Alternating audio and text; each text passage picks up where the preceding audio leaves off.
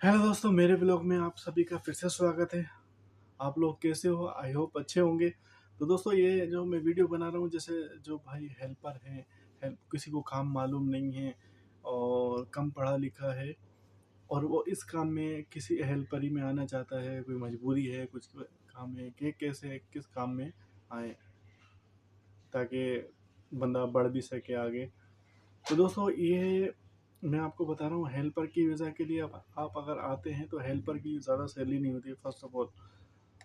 तो दोस्तों, अगर आप हेल्पर की वीज़ा में आते हैं तो हेल्पर से बना दे कि आप या तो किसी, अगर मेसन के हेल्पर आएंगे तो आपको तो बहुत काम करना पड़ेगा, बहुत हार्ड वर्क होता है, ठीक है।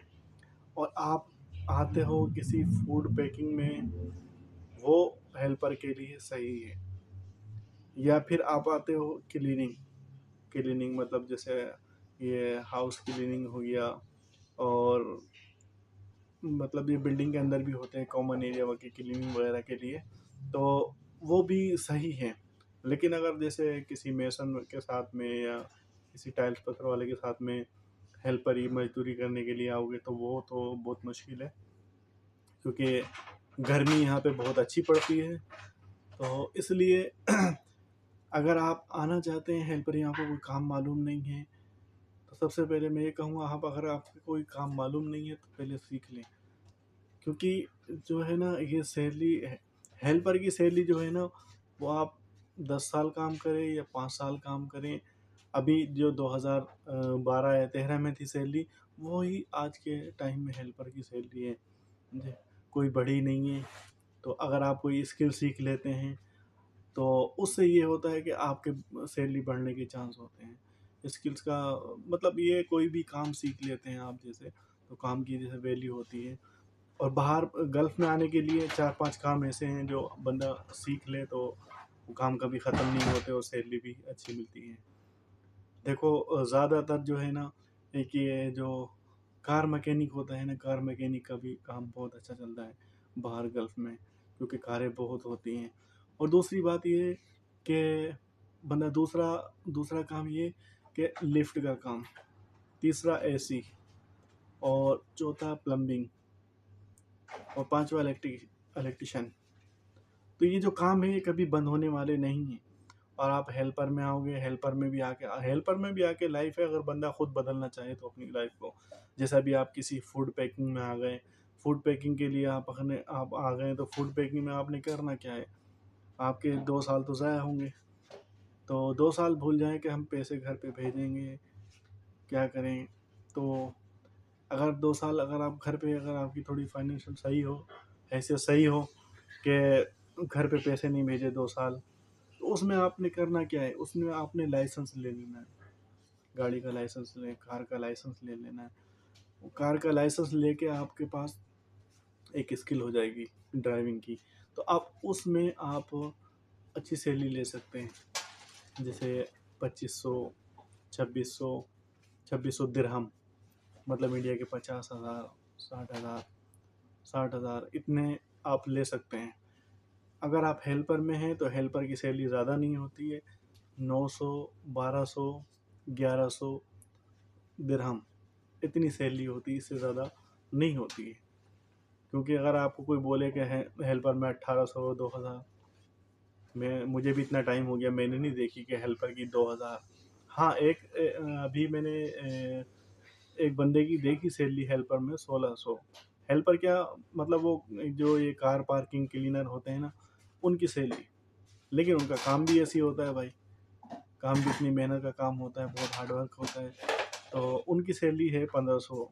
अगर आप आते हैं, जैसे अगर आप थोड़ी मेहनत करेंगे तो आपको मिल जाएगा ये 1500 तक, 1500 दिरहम तक।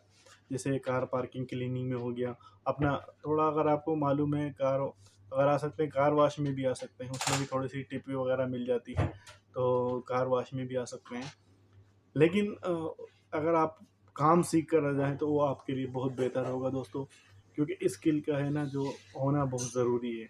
अपने यहाँ इंडिया में कहते हैं, हुनर है तो नर है, वरना मादी नहीं है।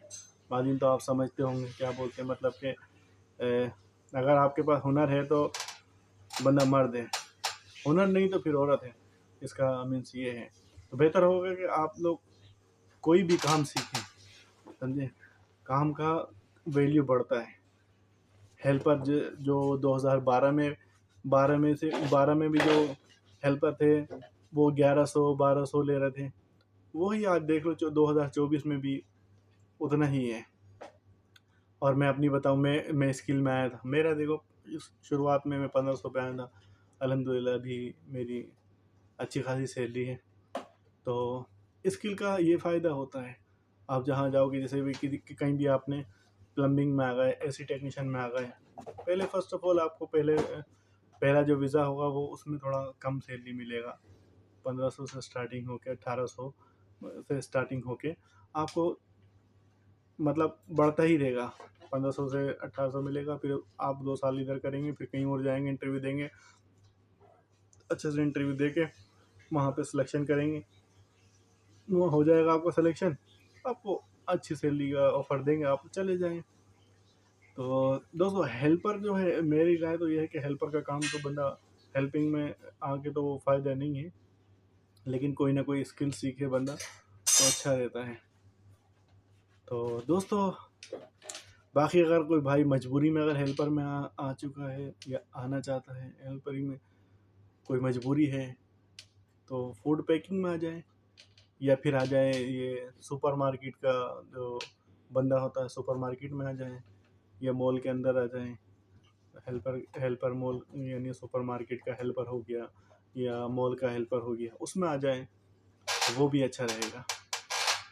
तो दोस्तों ये टॉपिक यहीं ख़त्म करता हूँ, मिलता हूँ फिर अगली वीडियो में। और मेरी वीडियो आपको अच्छी लगी हो तो मेरी वीडियो को सब्सक्राइब करें, मेरे चैनल को सब्सक्राइब करो, मेरी वीडियो को शेयर करें, और बेल आइकन के बटन को दबाना नहीं